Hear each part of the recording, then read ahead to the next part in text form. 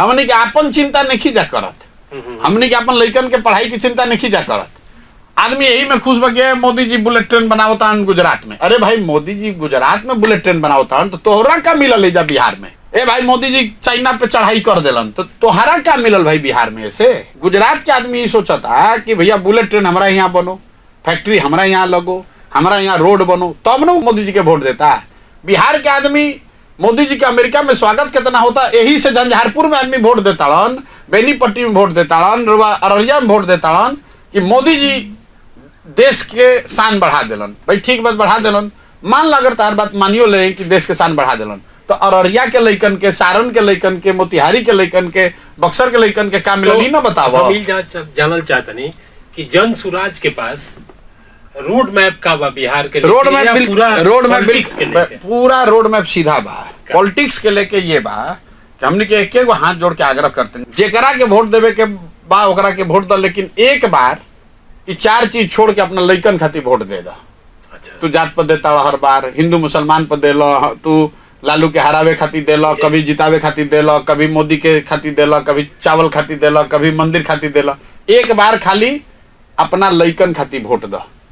आदमी कहता है दिला से का हुई, हम कहते निकलावल लिख के दे देता नहीं। अगर एक खातिर देव तो तार फायदा हुई। काहे फायदा हुई?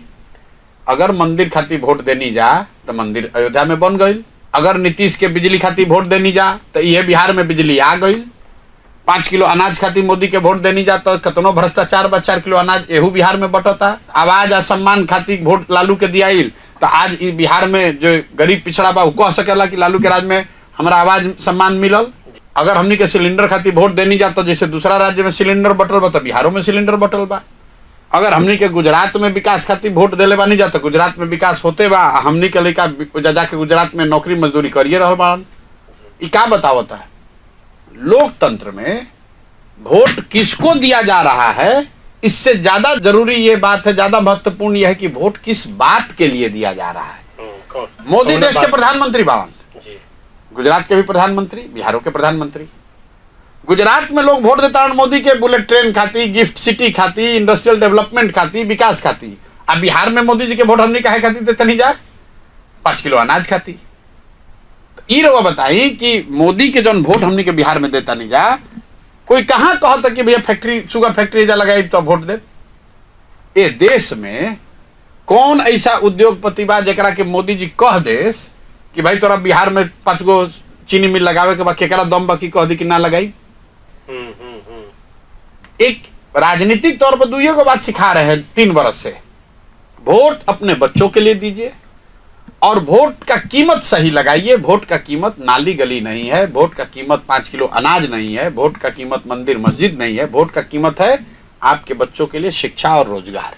कि पहली बार पिछले 25-30 साल में हजारों लाखों की संख्या में लोग इतना तो कह रहे हैं ना, भाई बात तो बढ़िया कह रहे हैं।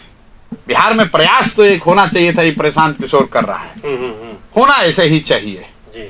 होगा कि नहीं होने में 10 वर्ष समय लगेगा, 5 वर्ष लगेगा, ये लोग कहता है, ये भी लोग कहता है कि भैया घबराई मत, 5 वर्ष लगी लेकिन हो ही जरूर।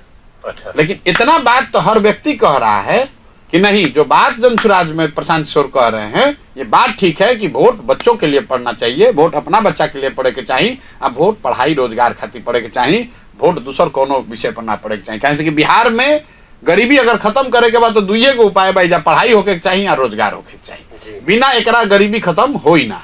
तो अगर हमनी के गरीबी से निकले के बाद तो शिक्षा रोजगार चाहिए, और शिक्षा रोजगार चाहिए तो मेरे भाई हाथ जोड़ के कहते हैं अपना लइकन खातिर वोट दे दो, आना तो लिख लो प्रशांत किशोर आवस कि मोदी आवस कि लालू आवस कि फलाना आवस कि 10 गो प्रशांत किशोर आ जास। बिहार में जौना दुर्गति में आदमी आज जियताड़न, 10 वर्ष के बाद हमने के आवे वाला पीढ़ी के भी यही दुर्गति में जिए पड़ी।